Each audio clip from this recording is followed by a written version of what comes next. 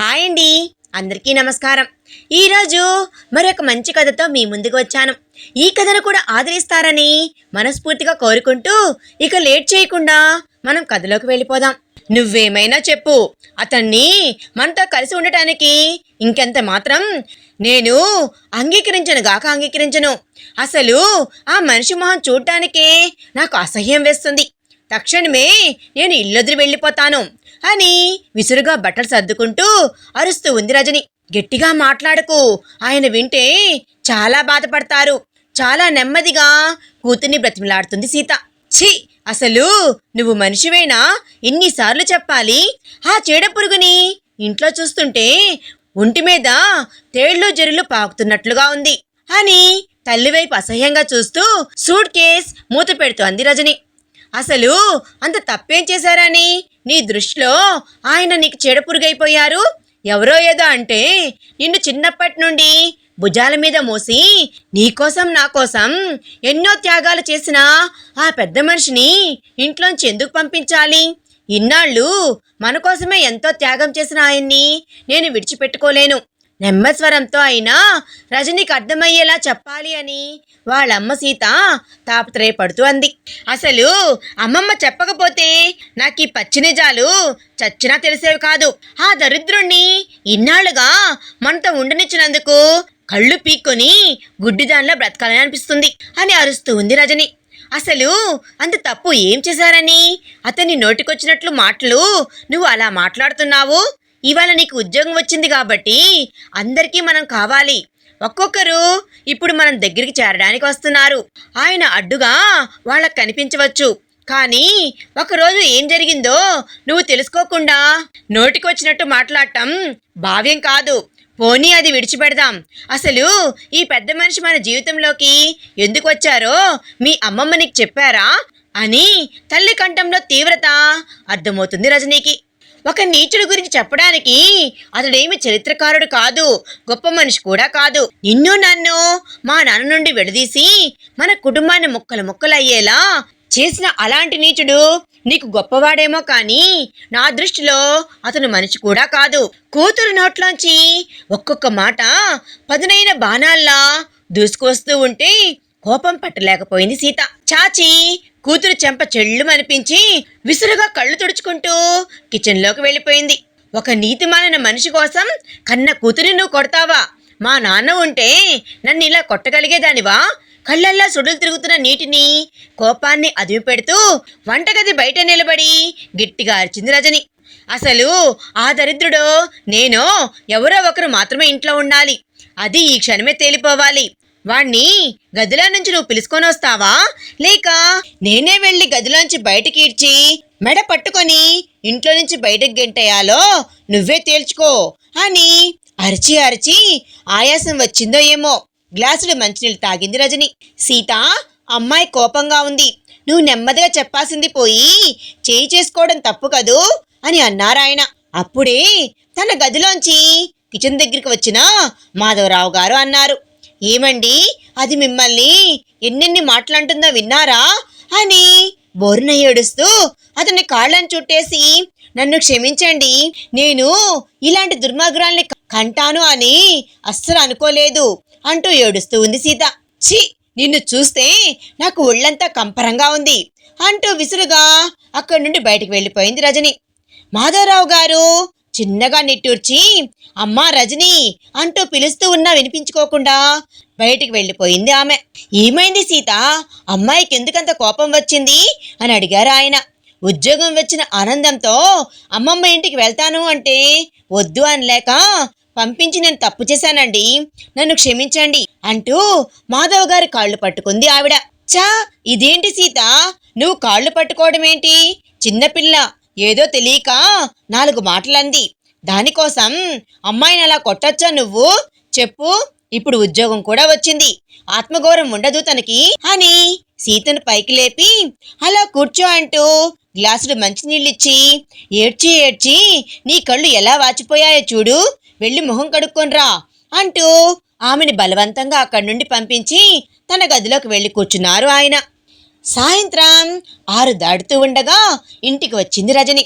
ఇప్పుడు దాకా ఎక్కడికి వెళ్ళావమ్మా అని అడిగింది వాళ్ళమ్మ. ఈ ఇంట్లో ఉంటే నాకు ఒంటి మీద తేళ్ళు జెరులు పాకుతూ ఉన్నట్లుగా ఉన్నాయని చెప్పాను కదా. అయినా అంత మంచి నాన్నను వదిలేసి వీడితో ఉండాలి అని నీకెలా అనిపించింది అని అడిగింది రజని. రజని, నువ్వేం మాట్లాడుతున్నావో అసలు నీకు అర్థమవుతుందా? అసలు నీకు ఈ చెత్త అంతా నేర్పించింది ఎవరు? నువ్వు ఎవరికైతే జీవితాంతం రుణపడి ఉండాలో ఆ గొప్ప మనిషిని నువ్వు అనుమానిస్తున్నావని అర్థమవుతుందా నీకు? ఎవరి దయతో మనం బ్రతుకుతున్నామో ఆ గొప్ప మనిషిని నువ్వు నోటికొచ్చినట్టు మాట్లాడి నువ్వు ఘోరమైన పాపం మూట కట్టుకుంటున్నావు అని నీకు అర్థమవుతుందా అని సీత అరుస్తూనే ఉంది. హే ఊరుకో అమ్మా, నేను అమ్మమ్మని నాన్నని కలిసి ఎంత మంచి పని చేశానో అర్థమవుతుంది నాకు. నా భ్రమలు పూర్తిగా చెల్లాచెదురైపోయాయి. నిజాలేంటో నాకు తెలిసాయి. ఆయన ఎంత మోసగాడో నిన్ను తన తీయని మాటల్లో పడేసి ఎలా లొంగ తీసుకున్నాడో అమ్మమ్మ నానమ్మ చెప్తే కానీ నేను తెలుసుకోలేకపోయాను. ఇన్నాళ్ళు ఈ మోసగాడినా నేను నాన్న అని పిలిచింది. చీచి అని రజని అరుస్తూ ఉంటే సీత నోరు తెరుచుకొని ఉండిపోయింది.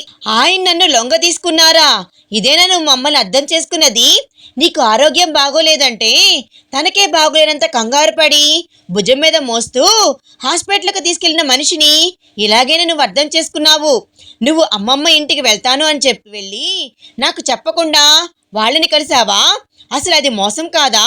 అసలు నిన్ను వెళ్ళమన్నది ఎవరు అని అడిగింది సీత. ఎవరో వెళ్ళమని ఎందుకు చెప్తారు నాకు? అమ్మమ్మ ఇంట్లో ఫోటోల్లో ఉన్న నాన్నను చూశాను. ఆ ఫోటోలో ఉన్న నువ్వు నాన్న చాలా బాగున్నారు. అమ్మ పక్కన ఉన్న ఆయన ఎవరు అని నేను అమ్మమ్మని అడిగాను. అమ్మమ్మ నాన్న గురించి నీ గురించి ఇదిగో ఇప్పుడు మనతో ఉంటున్నా ఈ మనిషి నిన్నెలా మభ్యపెట్టి లొంగ తీసుకున్నాడో, మన కుటుంబాన్ని బంధువుల నుండి చివరకు నీ కన్న తల్లిదండ్రుల నుండి ఎలా విడదీశాడో కూడా చెప్పి అంతా ఏడ్చింది. అమ్మమ్మ ఏడుస్తూ ఉంటే నేనే నానమ్మని తాతయ్యని కలుస్తాను అని వాళ్ళని నిన్ను కలుపుతాను అని చెప్పాను. అమ్మమ్మ చెప్పిన అడ్రస్ పట్టుకొని వాళ్ళింటికి వెళ్ళాను. నాన్న నన్ను చూసి ఎంత సంతోషపడ్డారో తెలుసా? అచ్చం నీది మా అమ్మ పోలిక అంటూ క్షణం కూడా నన్ను వదిలిపెట్టకుండా ఆయన మాట్లాడుతూనే ఉన్నారు. నానమ్మ కూడా చాలా మంచిది. తాతయ్య అయితే నువ్వు ఇంటికి వచ్చాక లక్ష్మీ కళ వచ్చింది అంటే నమ్ము అంటూ ఊరువాడ అందర్నీ పిలిచి మా మనవరాలు మా సుబ్బు కూతురు అంటూ పరిచయం చేశారాయన. వాళ్ళందరినీ పరిచయం చేసుకోవడానికి నాకు 3 రోజులు పట్టింది. అసలు 22 ఏళ్ళు ఇలా ఎలా బ్రతికేశానో నాకే అర్థం కాలేదు. మనం తక్షణం ఈ బురదలోంచి బయటపడాలి. రేపే మన ప్రయాణం అని అంది రజని. ఇంకా నువ్వు నోరు మూసుకుంటే బాగుంటుంది. ఇప్పటికే చాలా ఎక్కువ మాట్లాడేశావు. నీకు అందంగా శుతిమెత్తంగా కనిపించే ఆ మనుషుల వెనకాల ఎలాంటి దుర్మార్గపు ఆలోచనలు ఉన్నాయో మీ అత్తయ్య, అదే ఇప్పుడు నువ్వు చెప్తున్నా మీ నాన్నకు స్వయాన అక్కగారిని అడిగి చూడు. రేపు ఉదయాన్నే వెళ్ళిరా, అడ్రస్ ఇస్తాను. ఇక్కడి నుండే మీ నాన్నకి, మీ నాయనమ్మకి, మీ అమ్మమ్మకి, మీ వాళ్ళంటున్నావు కదా, వాళ్ళందరికీ ఫోన్ చేసి నేను ఫలానా చోట ఉన్నాను అని చెప్పు. వాళ్ళేం చెప్తారో విని నీ నిర్ణయం నువ్వు తీసుకో తల్లి అని స్థిరంగా చెప్పారు సీత. నేను మాట్లాడుతున్న విషయానికి నువ్వు చెప్తున్న విషయానికి ఏమైనా సంబంధం ఉందా అని అడిగింది రజని. నువ్వు ఆవిడింటికి వెళ్తే నీ సందేహాలన్నిటికీ సమాధానం దొరుకుతుంది. రా, డిన్నర్ చేద్దాం, ఆయన పిలుచుకొని రా అని అన్నారు వాళ్ళమ్మ. ఎన్నిసార్లు చెప్పాలి ఆ మనిషికి నాకు ఏమీ సంబంధం లేదు అని? నేను అతని మొహం కూడా అస్సలు చూడదలుచుకోలేదు. అసలు ఇంత జరిగినా ఏమీ జరగనట్లే ఆ మనిషిని ఏమనాలో కూడా అర్థం కావడం లేదు నాకు అని నిర్లక్ష్యంగా అంది రజని. వాళ్ళమ్మ మౌనంగా రజనీకి భోజనం వడ్డించి కిచెన్లోంచి బయటకు వచ్చేశారు. నువ్వు రా, ఇద్దరం కలిసి భోజనం చేద్దాం అని అడిగింది రజని. నాకు ఆకలిగా లేదమ్మా, నువ్వు తిను అని అన్నారు ఆమె. నేను ఆయన్ని అన్నానని నువ్వు భోజనం మానేస్తావా? ఆయన ఏమైనా నీకు త్యాగం చేశాడనుకున్నావా? అయినా నాకెందుకు అంటూ భోజనం చేసింది రజని. కూతురి వైపు తిరస్కారంగా చూస్తూ తన గదిలోకి వెళ్ళి పడుకున్నారు ఆవిడ. ఎప్పట్లాగా ఉదయం 5 గంటలకే నిద్రలేచింది సీత. ఎప్పట్లా మాధవరావు గారి గదిలోకి వెళ్ళి నిద్ర లేపాలి అనుకుంది. బెడ్ ఖాళీగా కనిపించేసరికి ఆవిడికి ఏదో కీడు శంకించినట్లయింది. తలగడ మీద కనిపించేలా ఒక ఉత్తరం ఉంది.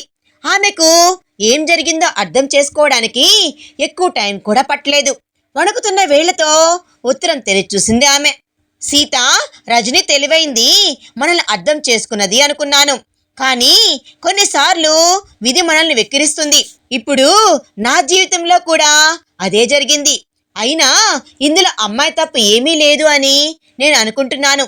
కానీ నిజాలేమిటో ఆమెకు ఒకవైపు కోణంలో మాత్రమే తెలుసు. ఇప్పుడు తనని కన్న తండ్రి ఆమె గొప్పగా కనిపిస్తూ తన కుటుంబంలో కలుపుకోవాలి అని అతను ప్రయత్నిస్తున్నాడు. దాన్ని నేను తప్పు పట్టలేను. ఒక అవకాశవాది తనకు అంది వచ్చే ఏ అవకాశాన్ని జారి విడుచుకోవడానికి ఇష్టపడడు. అతను కూడా అంతే. ఇప్పుడు మీకు నా అవసరం లేదు అనిపించింది. ఎందుకంటే అమ్మాయి ప్రయోజకురాలైంది.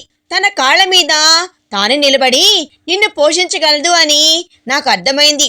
ఈ పరిస్థితుల్లో మీ ఇద్దరి మధ్య గొడవ సృష్టించడం నాకు అస్సలు నచ్చలేదు. సీత, నీ నుండి దూరంగా వెళ్తున్నాను. నీ ఆలోచనలు ఎప్పుడూ నా మనసులో పదిలంగా ఉంటాయి. నీకెప్పుడు ఏ అవసరం పడినా నేనున్నాను, సరేనా? అమ్మాయితో కలిసి సంతోషంగా మిగిలిన జీవితాన్ని గడిపేసేయి. మనం ఏమిటో మనిద్దరికీ తెలుసు.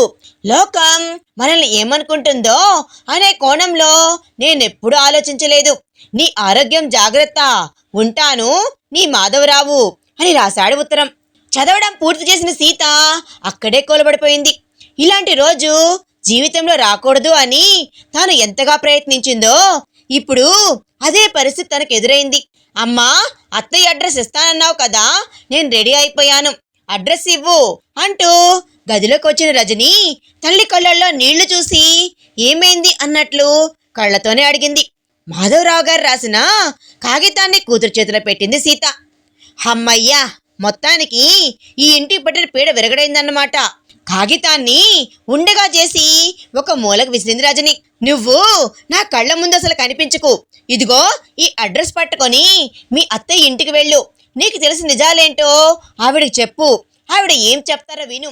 ఇంకో మాట, నీకు ఇంట్లో స్థానం ఉందేమో కానీ నా మనసులో అస్సలు లేదు. వెళ్ళిపోయి ఇక్కడి నుండి అంటూ ఆవిడ ఏడుస్తూ అక్కడే కూర్చుంది. అప్పటికప్పుడు దొరికిన బస్సును పట్టుకొని రజని అత్త ఇంటికి బయలుదేరింది. రంగాపురం కృష్ణా ఒడ్డున చిన్న అందమైన పల్లెటూరు అది. కృష్ణానది డెల్టాలో సారవంతమైన ప్రాంతం అది. ఊర్లోకి అడుగుపెట్టిన రజని ఎక్కువ శ్రమ పడకుండానే అత్త ఇల్లు తెలుసుకొని ఇంట్లో అడుగుపెట్టింది. ఆమెను చూసి ఒక్కసారి షాక్ అయింది. అత్తయ్యలాగా తాను ఉండటంతో అయోమయంగా బుర్రగొక్కుంది. ఎవరమ్మా నువ్వు అన్న మాటలకి ఈ లోకంలోకి వచ్చిపడిన రజని నేను నేను నేను సీతా కూతుర్ని అని అంది పొడిగా.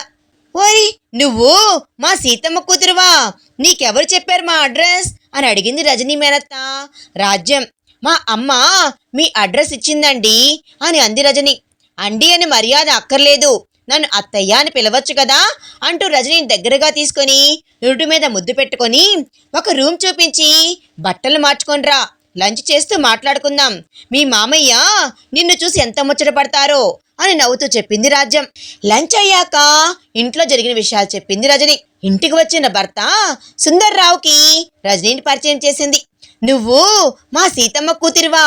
అచ్చం నీ మేనత్త పోలికే అంటూ ఆయన రజనీకి దగ్గరగా కుర్చీ లాక్కొని కూర్చున్నాడు. అత్తయ్య ఆ మాధవరావు పేరు తలుచుకుంటే ఒళ్ళంతా కంపరంగా ఉంది. అయినా అమ్మకి ఇదేం బుద్ధి, చక్కగా నాన్నతో ఉండకుండా ఎవరో దారిన పోయే దరిద్రాన్ని తెచ్చి ఇంట్లో పెట్టుకుంది. ఆయన కోసం తాను కష్టపడటం ఏంటి? లక్షణంగా ఉద్యోగం చేసి కుటుంబాన్ని పోషించుకోవాల్సిన పెద్ద మనిషి అందర్నీ వదిలి మా అమ్మని అంటుపెట్టుకొని బ్రతికేస్తున్నాడు చూడు, ఒళ్ళు మండిపోతుంది. ఇప్పటికైనా నిజాలు తెలుసుకొని చాలా మంచి పనే చేశానేమో అని అంది రజని. అయిపోయిందా నీ ఉపన్యాసం? అసలు నీకు మా అమ్మా నాన్నలని, మా తమ్ముడిని, అదే మీ నాన్నని కలుసుకోమని ఎవరు చెప్పారు అని అడిగింది రాజ్యం. ఎప్పట్లాగే వేసవి సెలవులకు అమ్మమ్మ ఇంటికి వెళ్దాము అని అనుకుంటుండగా జాబ్ రావడంతో కొంచెం ఆలస్యంగా వెళ్ళాను. అమ్మమ్మ, పిన్ని నాకు నాన్న ఉన్నారు అని వాళ్ళదొక అందమైన కుటుంబం అని చెప్పడంతో నేనే అడిగాను వాళ్ళని కలుసుకుంటాను అని. నాన్న ఎప్పటి నుండో మా కోసం కలవరిస్తూ మళ్ళీ పెళ్లి కూడా చేసుకోకుండా ఎదురు చూస్తున్నారు అని తెలిసింది. అమ్మని నాన్నని ఎలాగైనా కలపాలి అనుకుని అక్కడికి వెళ్ళాను నేను. వాళ్ళని నాన్నే చూశాక అర్థమైంది అమ్మ చాలా పొరపాటు చేసింది అని చెప్పింది రజని. పొరపాటు చేసింది మీ అమ్మే. నీలాంటి కూతుర్ని కని పాపం చేసింది ఆమె. ఏం తెలుసని నువ్వు మీ అమ్మని, ఆ పెద్ద మనిషి మాధవరావు గారిని తప్పుపడుతున్నావు? నువ్వు పుట్టి పసిగుడ్డుగా ఉన్నప్పుడు నువ్వు ఆనందంగా నాన్న అని ఇప్పుడు పిలుస్తున్నావే, వాడు ఆడపిల్ల పుట్టింది అని మీ అమ్మను చూడటానికి కూడా రాలేదు. రోజుల వయసున్న నీలో వాళ్ళు పోలికలు వెతుక్కున్నారు. నువ్వు తన రక్తం పంచుకొని పుట్టిన బిడ్డవేనా అనే అనుమానంతో టెస్టులు కూడా చేయించడానికి సిద్ధపడ్డాడు మీ నాన్న. అది తప్పు అని నేను మీ మామయ్య గట్టిగా వాదించడంతో మా ఆయనకి దేవత లాంటి మీ అమ్మతో అక్రమ సంబంధం అంటగట్టారు. మాకే వాళ్ల మీద అసహ్యం వేసి ఇంట్లోంచి మేము బయటకు వచ్చేసాం. దాంతో అందరం కలిసి ఉన్న ఆ ఫ్యామిలీలో కలతలు మొదలయ్యాయి. మీ అమ్మని ఒక రాత్రి మీ అమ్మని నిన్ను ఇంట్లోంచి గెంటేశాడు. వర్షం పడుతూ ఉంటే మీ అమ్మకి ఎటుపోవాలో తెలియని పరిస్థితి. ఒంటరిగా రామాలయం అరుగు మీద కూర్చొని ఏడుస్తూ ఉంటే ఊళ్ళో కొత్తగా వచ్చిన మాధవరావు గారు తన ఇంటికి తీసుకుని వెళ్లారు. తెల్లారేసరికి ఊరంతా పుకారు లేవదీశాడు మీ నాన్న. మీ అమ్మ ఒళ్ళు కొవ్వెక్కి మాధవ్ గారితో అక్రమ సంబంధం పెట్టుకుంది అని, తన కుటుంబాన్ని బజార్లో పడేశారు అని, తన బ్రతుకు నాశనం అయ్యింది అని, తమ పరువు పోయింది అని ఊళ్ళో పంచాయతీ పెట్టించాడు. జరిగిన దాంట్లో తన తప్పు లేకపోయినా మాధవరావు గారు పల్లెత్తు మాట కూడా అనకుండా మీ అమ్మ బరువు బాధ్యతలు తన భుజాల మీద వేసుకున్నారు. విషయం తెలుసుకొని మేము అక్కడ చేరుకునేసరికి మీ నాన్న మా అమ్మ నాన్నలు మా వల్ల ఇదంతా జరిగింది అని నోటికి వచ్చినట్లు మాట్లాడారు. కాలం ఎవరి కోసం ఆగదు రజని. నీకు 3 ఏళ్ళు వచ్చేసరికి ఏదో పెద్ద జబ్బు చేసి హాస్పిటల్లో ఉంచారు. నిన్ను బ్రతికించడం కోసం తనకు ఉన్న కొద్దిపాటి ఆస్తి అమ్మేసి వైద్యం చేయించారు. తన రెక్కల కష్టంతో నిన్ను మీ అమ్మని పోషించారు. మీ అమ్మని చదివించి ప్రయోజకురాల్ని కూడా చేశారు. ఎప్పుడు ఆయన ప్రతిఫలం ఏమీ ఆశించలేదు. మీ అమ్మని పెళ్లి చేసుకోమని నేను మీ మామయ్య ఆయనకి ఎన్నోసార్లు చెప్పాము. మీ అమ్మకు విడాకులు ఇప్పించి మేమే పెళ్లి చేస్తాము అని చెప్పాము. దాని వలన మీ అమ్మమ్మ తాతయ్య మా మీద విరుచుకుపడ్డారు. మీ నాన్న మీ నాయనమ్మ తాతయ్యలు మాతో సంబంధాన్ని తెంచుకున్నారు కూడా. అప్పటి నుండి మేము వాళ్ళ మొహం కూడా చూసింది లేదు. తను కష్టపడి కొనుక్కున్న ఇంటిని ఆడపిల్ల ఉంది అని, ఎప్పుడైనా కష్టం వస్తే ఆసరాగా ఉంటుంది అని మీ అమ్మ పేరు మీద ఎప్పుడో రాశారాయన. తనకంటూ ఏమీ మిగిల్చుకొని గొప్ప మనిషి. చివరకు తను తింటున్న భోజనానికి కూడా డబ్బులిస్తారాయన. అసలు మీ నాన్న నిజస్వరూపం అసలేంటో నీకు అస్సలు తెలీదు. వ్యాపారం పేరు చెప్పి అందరి దగ్గర అప్పులు చేసి ఊరొదిలి పారిపోయాడు అతను.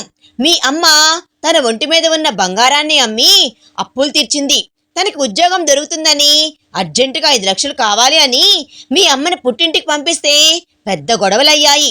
ఎవరికి తెలియకుండా తన భూమిని బ్యాంకులు తాకట్టు పెట్టి డబ్బు తెచ్చింది మీ అమ్మ. ఆ డబ్బు మొత్తం నాశనం చేశాడు మీ నాన్న. అదేంటి అని అడిగిన పాపానికి నిన్ను మీ అమ్మని ఇంట్లోంచి గెంటేస్తే నువ్వు తిడుతున్న ఆ పెద్ద మనిషి మాధవరావు గారు మిమ్మల్ని చేరదీసి మీ అమ్మని నిన్ను మంచి ప్రయోజకుల్ని చేశారు. ఇన్నేళ్ల నీ వయసులో నీకు కష్టం తెలియకుండా పెంచారు. ఎప్పుడు నిన్ను పల్లెత్తు మాట కూడా అనని ఆ పెద్ద మనిషిని నానా మాటలంటున్నావు నువ్వు. అమ్మ కోసం బెంగ పట్టుకొని పెళ్లి చేసుకోలేదని నువ్వు మీ నాన్నను మెచ్చుకుంటున్నావే. ఆయన్ని అడుగు కమలా పిన్ని ఎలా ఉంది అని. అత్తయ్య చెప్తూ ఉంటే రజనీకి నోట మాట రాలేదు. మౌనంగా ఫోన్ అందుకొని తండ్రికి ఫోన్ చేసింది. నాన్నా, నేను ఒక విషయం అడగనా అని అంది స్పీకర్ ఆన్ చేసి. అత్తయ్య పక్కనే కూర్చుంది. నాన్నా, మీరు నన్ను అమ్మని ఇంట్లోంచి ఎందుకు గెంటేశారో చెప్పండి అని అడిగింది ఆమె. అవతల వైపు నుండి కాసేపు అంత నిశ్శబ్దం. పోనీ అమ్మ ఒంటి మీద నగలు ఉండేవి కదా, అవన్నీ ఏమయ్యాయి నాన్నా అని అడిగింది రజని. నువ్వు చిన్నపిల్లవి, ఇవన్నీ చెప్పినా అర్థం కాదులే అని నాన్న అవతల నుండి ఏదో చెప్తున్నారు. నాన్నా, అన్నీ అత్తయ్యని అడిగి తెలుసుకున్నాను. కమలా పిన్ని ఎక్కడుంది ఇప్పుడు? అమ్మ పట్ల మీరు ఎంత అమానుషంగా ప్రవర్తించారో అత్తయ్య నాకు చెప్పింది. పోనీ అత్తయ్య వాళ్ళు ఎందుకు మీకు దూరంగా ఉంటున్నారో అదైనా చెప్పండి అని అడిగింది రజని. చూడమ్మా, ఇవన్నీ నీకు చెప్పిన అర్థం కాదు. వాళ్ళంతా స్వార్థపరులు. ఇలా అవసరం లేని మాటలు చెప్పి కన్న తల్లిదండ్రుల్ని, తోడబుట్టిన వాళ్ళని దూరం చేసుకుంది తను. ఇంకా ఏదో చెప్పబోయాడు అతను. ఒరే సుబ్బు, ఇన్నాళ్ళైనా నీలో మార్పు రాలేదు అంటే నిజంగా బాధగా ఉందిరా. నీ అంత స్వార్థపరుడు ఈ భూమి మీదనే ఉండడు. ఇప్పుడు నీ కూతురికి ఉద్యోగం వచ్చిందని కూతుర్ని తీసుకుని వెళ్ళాలి అని మంచిగా మాట్లాడావు. ఈ ప్రేమ అప్పట్లోనే దాని మీద ఎందుకు చూపించలేదురా? పాపం ఆ పిచ్చిది నువ్వు చెప్పిన మాటలు నిజమని అనుకుంది. ఛీ, ఇంకెప్పటికీ మారవా నువ్వు అంటూ గట్టిగా అడిగింది రాజ్యం. అమ్మా రజని, మీ అమ్మ సీతమ్మ నిజంగా దేవతల్లి. ఎన్నెన్నో కష్టాలు పడి నిన్ను ఈ స్థితికి తెచ్చిందో ఎంత చెప్పినా తక్కువే. మాధవరావు గారు పెళ్లి చేసుకోవాల్సిన వయసులో మీ అమ్మని నిన్ను తన బాధ్యత అనుకొని ఇద్దరిని కన్నబిడ్డల్లా పెంచారు. ఆయన స్థానంలో మరొకరు ఉంటే మీ అమ్మ నువ్వు ఎలా ఉండేవారో. ఆయన ఇల్లు ఒక్కటే కాదమ్మా, మీ క్షేమం కోసం తన జీవితాన్నే త్యాగం చేశారు. నువ్వెంత తప్పు చేశావో తలుచుకుంటేనే నీ మీద నాకు కోపం వస్తుంది. చేతనైతే ఇంటికి వెళ్ళి ఆయన కాళ్ళు పట్టుకొని క్షమాపణ అడుగు అని చెప్పారు సుందర్రావు. నన్ను క్షమించండి అత్తయ్య, కళ్ళు తెరుచుకున్నా ఇప్పుడే నాకు నేనెంత తప్పు చేశానో ఇప్పుడే నాకు అర్థమైంది.